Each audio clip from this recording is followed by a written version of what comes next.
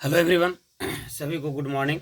आज के इस प्रैक्टिस सेशन में हम लोग देखेंगे 12th 2025 बिहार बोर्ड या सीबीएसई बोर्ड के लिए संभावित सवालों में से शॉर्ट आंसर टाइप क्वेश्चंस की सीरीज का ये 5वां लेक्चर।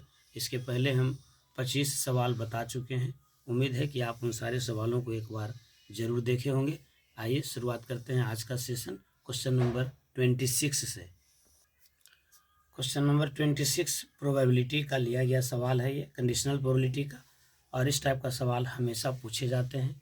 ध्यान दीजिएगा क्या है, कह रहा है कि अगर ए की प्रोबेबिलिटी है 7/11, बी की प्रोबेबिलिटी है 9/11 और ए इंटरसेक्शन बी की प्रोबेबिलिटी है 4/11, तो आपको निकालना है पी ए बटा बी और पी बी बटा ए। दो सवाल है।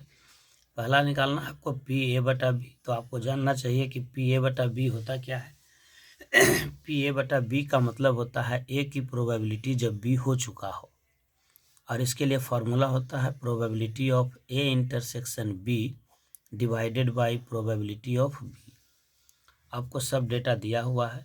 Probability of A intersection B दिया हुआ है 4/11 और बी की प्रोबेबिलिटी दिया हुआ है 9/11, यानी आप इसको लिख सकते हैं 4/11 और ये बदल जाएगा गुना में, 11/9 कट गया, आंसर हो गया आपका 4/9।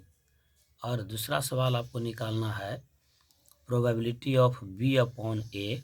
इसका अर्थ होता है ए की प्रोबेबिलिटी जब हो चुका है तब बी की प्रोबेबिलिटी, या आप कह सकते हैं बी की प्रोबेबिलिटी जब ए हो चुका है, यानी डिनोमिनेटर में जो क्वांटिटी रहता है वो हो चुका होता है, और न्यूमरेटर की प्रोबेबिलिटी होती है न्यूमरेटर की प्रोबेबिलिटी जब डिनोमिनेटर हो चुका हो। और इसके लिए भी फॉर्मूला होगा probability of A intersection B divided by probability of A. Probability of A intersection B दिया हुआ है आपका 4/11 और ए की प्रोबेबिलिटी है 7/11। 11 से 11 आप काट देंगे तो बच जाएगा आपको 4/7। यही इस सवाल का जवाब है। क्वेश्चन नंबर 27 में चलते हैं।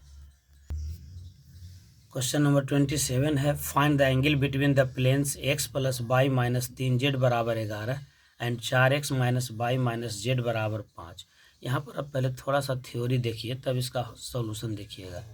अगर कोई प्लेन का इक्वेशन हो a1x + b1y + c1z plus d1 = 0 और दूसरा प्लेन हो a2x + b2y + c2z + d2 = 0, ये प्लेन को लिखने का स्टैंडर्ड फॉर्म है। तो अगर प्लेन का इक्वेशन दिया हुआ हो तो इन दोनों प्लेन के बीच का एंगल निकालने के लिए इस a1 b1 c1 से एक वेक्टर बना लीजिए a, ये हो जाएगा आपका a1i + b1j + c1k, और एक वेक्टर बना लीजिए b बराबर हो जाएगा a2i + b2j + c2k, यानी दोनों प्लेन के कंपोनेंट से दो वेक्टर बना लीजिए। और एंगल बिटवीन टू प्लेन का मतलब होगा angle between plane means angle between vector A and B, और दो वेक्टर के बीच का एंगल निकालने के लिए आपको पता ही है कि डॉट प्रोडक्ट यूज करते हैं। तो ये सवाल का हिस्सा नहीं है, इतना पोर्शन जो है हम आपको बताए, ये आपको कंसेप्ट के रूप में बताया कि 1 मिनट में आप कंसेप्ट देख लीजिए। दो प्लेन के बीच का एंगल निकालना हो तो दोनों प्लेन के परपेंडिकुलर जो वेक्टर है उसके बीच का एंगल निकालते हैं। तो यहाँ से वेक्टर निकलेगा a1 b1 c1 और यहाँ से निकलेगा a2 b2 c2। अब इन दोनों के बीच का एंगल निकालेंगे। अब हम देखते हैं इस सवाल के सॉल्यूशन को। तो पहला प्लेन हमको दिया हुआ है, given equation of plane is, यहाँ से आपको लिखना होगा एग्जाम में इसी प्रकार से, given equation of plane is, पहला प्लेन का इक्वेशन है x + y - 3z - 11 = 0। तो यहाँ से आप वेक्टर a निकाल देंगे, a बराबर होगा 1 × i + 1 × j - 3 × k। और दूसरा प्लेन का इक्वेशन दिया हुआ है 4x - y - z - 5 = 0। तो यहाँ से आप वेक्टर b बना लीजिएगा। वेक्टर b क्या हो जाएगा आपका 4i - j - k। अब आपका ये वेक्टर b बन गया और ये वेक्टर ए बन गया। तो ए और बी के बीच का एंगल निकालने के लिए क्या करते हैं, फार्मूला लगाते हैं कॉस थीटा बराबर A dot B divided by A का मैग्नीट्यूड इंटू बी का मैग्नीट्यूड। अब आप देखिए ए डॉट बी कैसे निकलेगा, ए और बी आपके सामने है। तो ए डॉट बी निकालने के लिए क्या करते हैं, कॉरस्पॉन्डिंग कंपोनेंट के प्रोडक्ट का जोड़ निकालते हैं। यानी 1 इंटू 4 मतलब हो गया 4 प्लस 1 इंटू -1 यानी -1 -3 इंटू -1 यानी +3 और नीचे में हो जाएगा ए का मैग्नीट्यूड। तो ए का मैग्नीट्यूड कैसे निकालते हैं, तो 1 का स्क्वायर जोड़ 1 का स्क्वायर जोड़ -3 का स्क्वायर, तो 3 तिहाई 9 1 10 1 11 और ये क्या हो जाएगा 4 का स्क्वायर यानी 16 और जोड़ 1 और जोड़ 1 यानी 18। ये कॉस थीटा का वैल्यू मिल गया। यानी कॉस थीटा बराबर हो गया 4 और 3 7 में से 1 गया 6 बटा √11। और इसको क्या लिख सकते हैं, 3 तिहाई 9 दूनी 18 3√2। अब ये 3 दूनी 6 कट जाएगा, तो कॉस थीटा बराबर हो जाएगा 2 बटा √11 गुने 2 यानी √22। तो थीटा बराबर हो जाएगा कॉस इन्वर्स 2 बटा √22। थीटा बराबर कॉस इन्वर्स 2 बटा √22। यही इस सवाल का जवाब हो जाएगा। तो उम्मीद करते हैं कि अच्छे से समझ गए होंगे। कृपया लाइक ज़रूर कीजिए वीडियो को, कमेंट वीडियो पर और ज़्यादा से ज़्यादा शेयर कीजिए। अगले सवाल की ओर चलते हैं। क्वेश्चन नंबर 28 देखते हैं क्या है। क्वेश्चन नंबर 28 कह रहा है कि इफ़ एक्स बराबर है a into 1 minus cos theta and Y बराबर a into theta plus sine theta. तो कह रहा है फाइंड dy बाई dx। ये आपको BSc 2023 में पूछा जा चुका है। इस टाइप के सवाल पूछे ही जाते हैं। तो देखिए क्या दिया हुआ है, x बराबर a into 1 minus cos theta और y बराबर a into theta plus sine theta. इसमें x और y जो है वो थीटा पर डिपेंड कर रहा है। तो अगर कोई फंक्शन ऐसा हो जिसमें x और y दोनों किसी तीसरे वेरिएबल पर डिपेंड करे तो ऐसे फंक्शन को कहते हैं पैरामीट्रिक फंक्शन। और पैरामीट्रिक फंक्शन को डिफरेंशिएट कैसे करते हैं, ध्यान दीजिए। पहले x को डिफरेंशिएट करेंगे थीटा के रेस्पेक्ट में, फिर y को डिफरेंशिएट करेंगे थीटा के रेस्पेक्ट में, और तब dy बाई dx बराबर होगा dy by D theta upon dx by D theta. देखिए x बराबर है a into 1 minus cos theta. यानी पहले आप x को डिफरेंशिएट कीजिए थीटा के रेस्पेक्ट में, तो dx अपॉन डी थीटा बराबर क्या हो जाएगा, a कांस्टेंट है बाहर निकलेगा 1 का 0 माइनस कॉस थीटा का डेरिवेटिव होता है माइनस साइन थीटा। यानी ये हो जाएगा आपका plus a sine theta, a into minus minus plus a sine theta. अब आप y को डिफरेंशिएट कीजिए, y बराबर है a into theta plus sine theta. तो अब निकालेंगे dy बाई डी थीटा, तो dy बाई डी थीटा बराबर a बाहर जाएगा। थीटा का डिफरेंशिएशन थीटा के रेस्पेक्ट में 1 होगा। किसी भी चीज़ का डेरिवेटिव उसी के रेस्पेक्ट में 1 होता है, और साइन थीटा का डेरिवेटिव हो जाएगा कॉस थीटा। तो ये आपको मिल गया dy बाई डी थीटा। पर हमको निकालना है dy बाई डी एक्स। तो dy बाई डी एक्स बराबर होगा dy by D theta upon dx by D theta. अब सबको लाइन के नीचे लाइन लिखना है, एग्जाम में लिखना है आपको।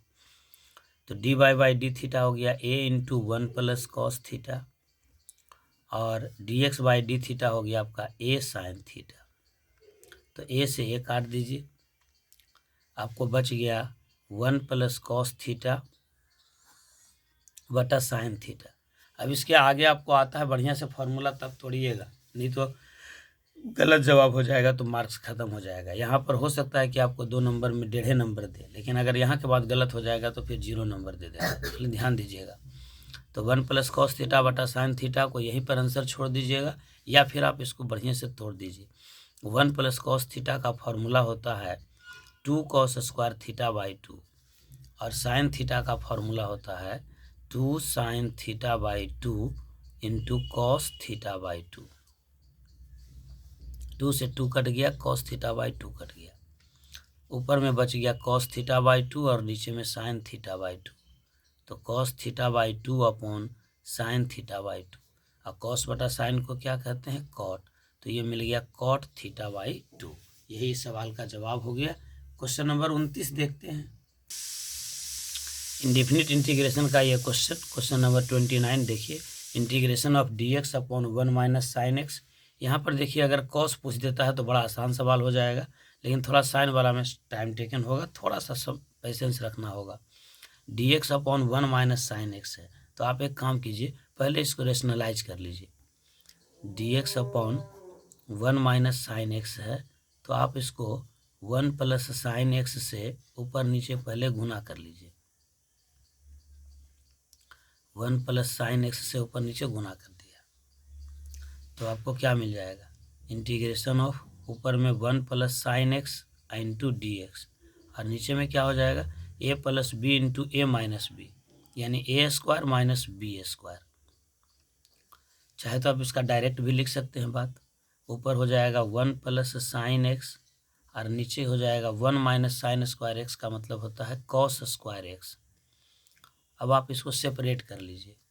अब ये हो जाएगा integration of 1 upon cos square x D x plus integration of sine x upon cos square x D X. अब 1 बटा कॉस स्क्वायर एक्स को क्या बोलते हैं, sec square X, plus integration of sine X बटा कॉस एक्स को क्या बोलेंगे, टेन एक्स। और वो कॉस बच गया नीचे में, ये ऊपर चला जाएगा, तो ऊपर चला जाएगा तो क्या हो जाएगा, sec x into tan X into D X. अब ये दोनों देखिए स्टैंडर्ड फार्मूला में आ गया, यानी ओरिजिनल फंक्शन आ गया जिसका डेरिवेटिव के रूप में यूज किया जाता है। Integration is the inverse process of differentiation, यानी हम देखते हैं कि सेक स्क्वायर एक्स का इंटीग्रेशन निकालना है, मतलब सेक स्क्वायर एक्स किसका डेरिवेटिव है, तो टेन एक्स का, तो ये हो गया टेन एक्स। फिर देखेंगे sec x into tan x, तो sec x into tan x किसका डेरिवेटिव होता है, तो सेक एक्स का, तो tan x plus sec x और जोड़ सी, ये आपका आंसर हो गया। थोड़ा सा एक बार फॉर्मूला लिख देते हैं हम डिफरेंशिएशन का, कि एक बार रिवीजन हो जाए। इधर फंक्शन, इधर D Y by D X लिख देते हैं, जल्दी जल्दी रिवाइज कर लीजिए भाई। साइन एक्स का डेरिवेटिव क्या होता है, कॉस एक्स, कॉस एक्स का डेरिवेटिव क्या हो जाएगा, माइनस साइन एक्स, जो सी से शुरू होगा उसमें माइनस लग जाएगा।